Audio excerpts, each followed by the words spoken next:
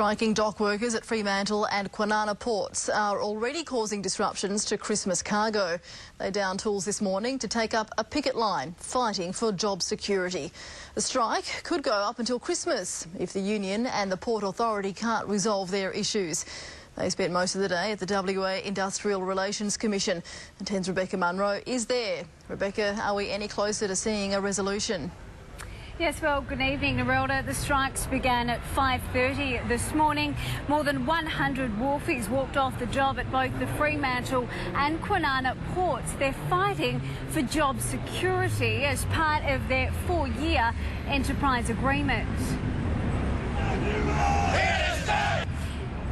The Maritime Union of Australia members want the state government to put in writing that there'll be no job losses if these ports are privatised. Now, this morning, Fair Work Australia called an emergency meeting between the two parties to try and resolve the dispute. However, talks have been held up after Transport Minister Troy Buswell couldn't be contacted. He was on a plane.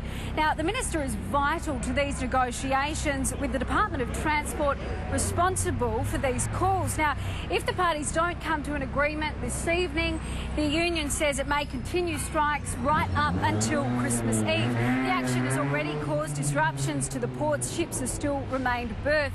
And of course, the biggest concern is delays to retail products arriving just before Christmas. And if the strikes continue, it's only going to get worse. But the union says it's hopeful things can be resolved.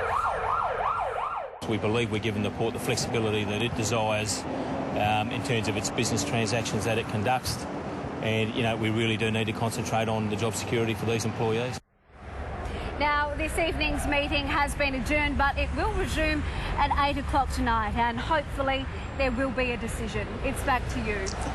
Thanks, Rebecca Munro at the WA Industrial Relations Commission.